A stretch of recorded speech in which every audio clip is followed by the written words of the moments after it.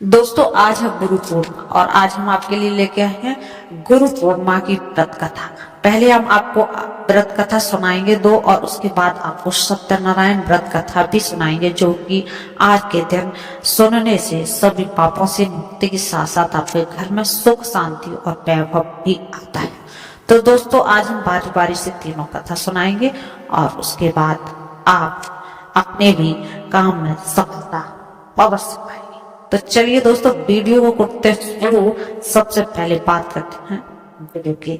तो गुरु ब्रह्मा गुरु विष्णु और गुरु देवो महेश्वरा और गुरु साक्षात परम ब्रह्म और तस्मै श्री गुरुवे नमः।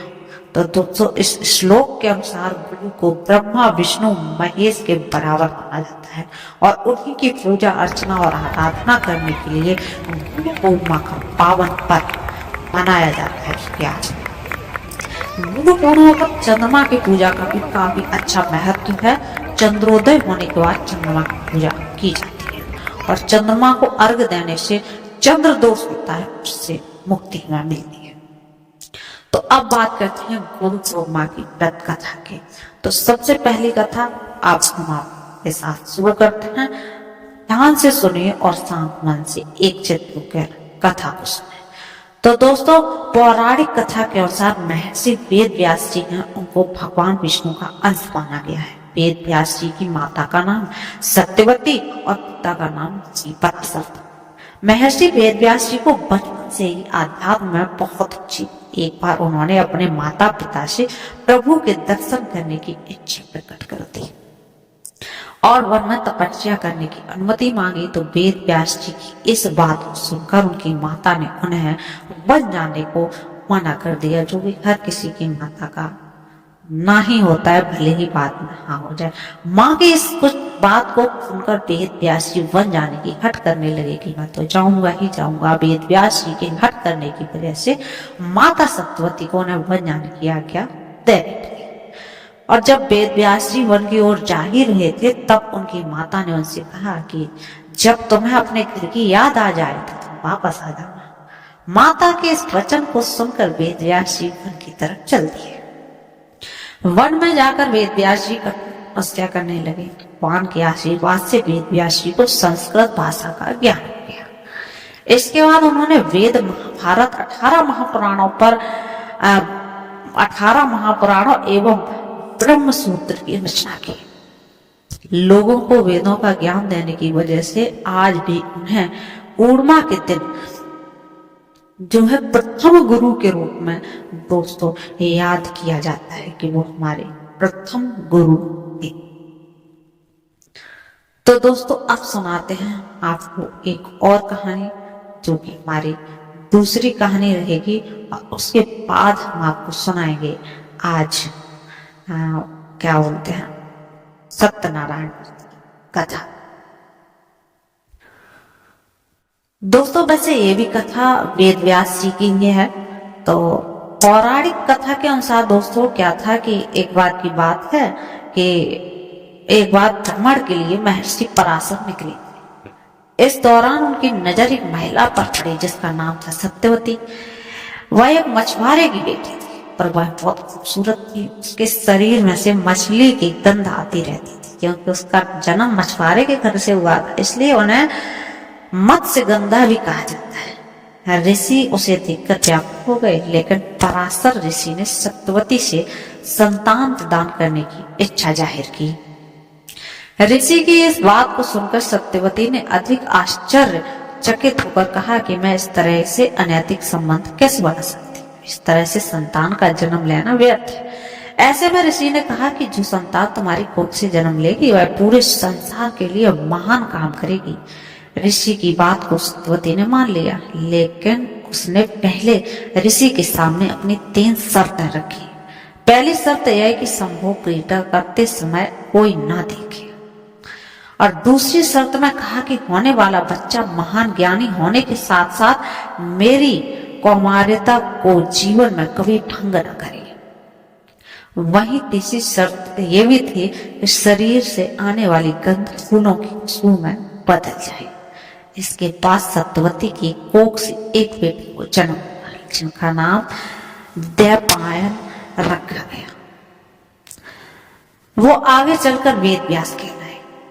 धार्मिक मान्यता के अनुसार महर्षि वेद व्यास का जन्म आषाढ़ माह की पूर्णिमा को ही हुआ था। उन्हें महाभारत, 18 पुराणों, ब्रह्म सूत्र, मीमांसा जैसे अद्वितीय वैदिक साहित्य दर्शन के रचयिता माना जाता है। दोस्तों अब हम आपको दोस्तों सुनाने वाले हैं सत्यनारायण व्रत कथा।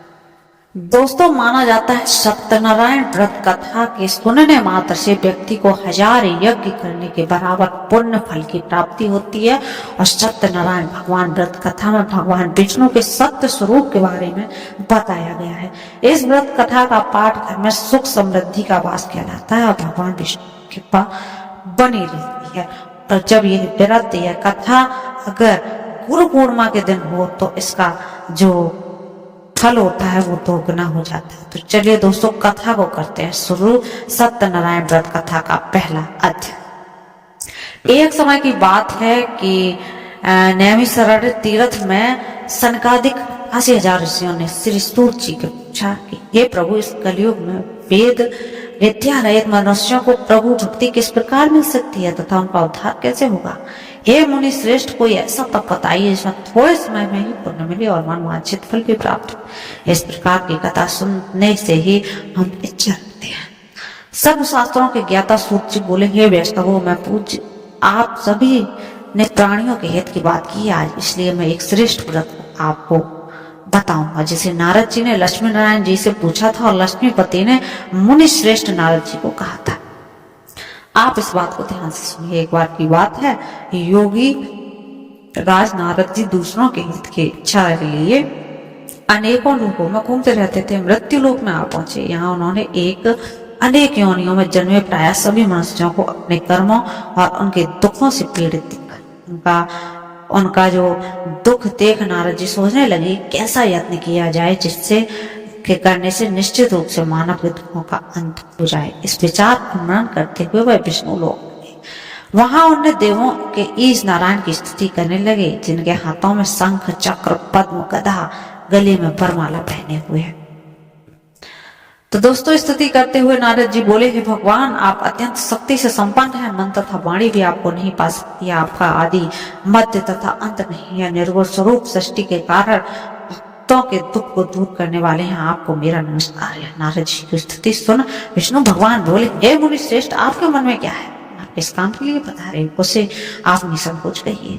इस पर नारद मुनि बोले, हे कि मृत्यु लोक में अनेक योनियों में जन्मे जन्म मनुष्य अपने कर्मों के द्वारा अनेक दुखों को भोग रहे हैं। हे नाथ, आप मुझ पर दया करते हुए बताइए कि वो मनुष्य थोड़े प्रयास से ही अपने दुखों को कैसे कम कर सकते हैं, छुटकारा पा सकते हैं। श्री हरि बोले, हे नारद, मनुष्यों की भलाई के लिए तुमने बहुत अच्छी बात पूछी है। जिसके करने से मनुष्य मोह छूट जाता है वह बात में कहता उसे सुनो। स्वर्ग लोक व मृत्यु लोक दोनों में एक दुर्लभ उत्तम व्रत है जो पुण्य देने वाला है। आज प्रेम बस होकर मैं उसी को तुमसे कहता हूँ। श्री सत्यनारायण भगवान यह अच्छी तरह विधान पूर्वक करके मनुष्य तुरंत ही यहाँ सुख भोग कर मरने के बाद मोक्ष की प्राप्ति करता है। श्री हरि के वचन सुन नारद जी बोले कि उस व्रत का फल क्या है और उसका विधान क्या है। यह व्रत किसने किया था, इस व्रत को किस दिन करना चाहिए, सभी कुछ विस्तार से बताइए। नारद की बात सुनकर श्री हरि बोले, दुख व शोक को दूर करने वाला, यह सभी स्थानों पर विजय दिलाने वाला है। मानव को भक्ति व श्रद्धा के साथ शाम के श्री सत्यनारायण की पूजा धर्मपरायण होकर ब्राह्मण व बंधुओं के साथ करनी चाहिए। भक्ति भाव से नैवेद्य केले का फल, घी, दूध और गेहूं का आटा सवाया लें। गेहूं के स्थान पर साठी का आटा, शक्कर तथा गुड़ लेकर वह सभी भक्षण योग्य पदार्थों को मिलाकर भगवान का भोग लगाइए। ब्राह्मणों सहित बंधु बांधवों को भी भोजन करवाइए। उसके बाद स्वयं भोजन करिए। भजन कीर्तन के साथ भगवान की भक्ति में लीन हो जाइए। इस तरह से सत्यनारायण भगवान का यह व्रत करने पर मनुष्य की सारी इच्छा निश्चित रूप से पूरी होती है। इस कली काल अर्थात कलयुग में मृत्यु लोक में मोक्ष का यही एक सरल उपाय बताया गया है। श्री सत्यनारायण व्रत का पहला अध्याय दोस्तों संपूर्ण हुआ। तो बोलिए श्री सत्यनारायण भगवान की जय। दोस्तों अब बात करते हैं सत्यनारायण भगवान के दूसरे अध्याय की। सूत जी बोले, हे ऋषियों, जिसने पहले समय में इस व्रत को किया था उनका इतिहास बताता हूँ, ध्यान से सुनो। सुंदर काशीपुर नगरी में एक अत्यंत निर्धन ब्राह्मण रहता था। खूब प्यास से परेशान वह धरती घूमता रहता था। ब्राह्मणों से प्रेम करने वाले भगवान ने एक दिन ब्राह्मण का वेश धारण कर उसके पास जाकर पूछा, हे विप्र, नित्य दुखी होकर तुम पृथ्वी पर क्यों घूमते हो? दिन दिन ब्राह्मण बोला, मैं निर्धन ब्राह्मण हूँ, इच्छा से धरती पर घूमता हूँ। हे भगवान, यदि आपका इसका कोई उपाय हो तो बताइए। वृद्ध ब्राह्मण कहता है कि सत्यनारायण भगवान मनोवांछित फल देने वाले, इसलिए तुम उनका पूजन करो। इसे करने से मनुष्य सभी दुखों से मुक्त होता है। वृद्ध ब्राह्मण बनकर आए सत्यनारायण भगवान उस निर्धन ब्राह्मण को व्रत का सारा विधान बताकर अंतर ध्यान हुए। ब्राह्मण मन ही मन सोचने लगा कि जिस व्रत को वृद्ध ब्राह्मण करने को कहा गया था उसे जरूर बुलाऊंगा। यह निश्चित करने के बाद उसे रात में नींद नहीं आई। वह सवेरे उठकर सत्यनारायण भगवान के व्रत का निश्चय कर भिक्षा के लिए चला गया। उस दिन निर्धन ब्राह्मण को भिक्षा में पत्थर मिला, जिससे वह बंधु बांधवों को साथ मिलकर श्री सत्यनारायण भगवान का व्रत संपन्न किया। भगवान सत्यनारायण का व्रत संपन्न करने के बाद वह निर्धन ब्राह्मण सभी दुखों से छूट गया और अनेक प्रकार की संपत्तियों से युक्त हो गया। उसी समय से यह ब्राह्मण हर माह इस व्रत को करने लगा। इस तरह से सत्यनारायण भगवान के व्रत को जो मनुष्य करेगा वह सभी प्रकार के पापों से छूटकर मोक्ष की प्राप्त होगा। जो मनुष्य इस व्रत को करेगा वह सभी दुखों से मुक्त हो जाएगा। सूत जी बोले कि इस तरह से नारद जी से नारायण जी का कहा हुआ श्री सत्यनारायण व्रत को मैंने तुमसे कहा। हे विप्रो, मैं अब और क्या कहूँ? ऋषि बोले, हे मुनिवर, संसार से उस विप्र से सुनकर और किस किस ने इस व्रत को किया, अब हम इस बात को सुनना चाहते हैं। इसके लिए हमारे मन में श्रद्धा है। सूत जी बोले, हे मुनिवर, जिस ने इस व्रत को किया है वे सब सुनो। एक समय वही विप्र धन व ऐश्वर्य के अनुसार अपने बंधु बांधवों के साथ उस व्रत को करने को वो तैयार था। उसी समय एक लकड़ी बेचने वाला बूढ़ा आदमी आया और लकड़ियों का बाहर गट्ठर रखकर अंदर ब्राह्मण के घर में घुस गया। प्यास से दुखी लकड़हारा उनको व्रत करते देख विप्र को नमस्कार कर पूछने लगा कि आप यह क्या कर रहे हैं? तो उन्होंने बताया कि यह व्रत कर रहा हूँ तथा इसके करने से काफी फल मिलता है, कृपया मुझे भी बताइए। ब्राह्मण ने कहा कि सब मनोकामना को पूर्ण करने वाला यह सत्यनारायण भगवान का व्रत है और उनकी कृपा से ही मेरे घर में आज धन धान आदि की वृद्धि हुई है। विप्र से सत्यनारायण व्रत के बारे में जानकर लकड़हारा बहुत प्रसन्न हुआ। चढ़ा नद लेकर वह प्रसाद खाने के बाद अपने घर गया। लकड़हारे ने अपने मन में संकल्प लिया कि आज लकड़ी बेचने से जो भी धन मिलेगा उसी से सत्यनारायण भगवान का उत्तम व्रत करूंगा। मन में इस विचार को लेकर बूढ़ा आदमी सिर पर लकड़ियां रख उस नगर में बेचने गया जहाँ धनी लोग चलते रहते थे। उस नगर में उसने लकड़ियां का दाम पहले से 4 गुना अधिक कर दिया और बूढ़ा प्रसन्नता के साथ दाम लेकर शक्कर, घी, दूध, दही और गेहूं का आटा ले और सत्यनारायण भगवान के व्रत की अन्य सामग्री लेकर अपने घर में आ गया। वहां उसने बंधु बांधवों को बुलाकर विधि विधान से श्री सत्यनारायण भगवान का पूजन और व्रत किया। इस व्रत के प्रभाव से वह बूढ़ा लकड़हारा धन, पुत्र आदि से युक्त होकर संसार के समस्त सुख भोग अंतकाल में वैकुंठ धाम को गया। बोलो श्री सत्यनारायण भगवान की जय। और दूसरा अध्याय समाप्त। तो दोस्तों वीडियो हो रही है ज्यादा लंबी, अब हम इसको एक और एपिसोड में कन्वर्ट करेंगे जिसमें आप आगे की जो अध्याय तीसरा है और आपको सुनने को मिलेगा।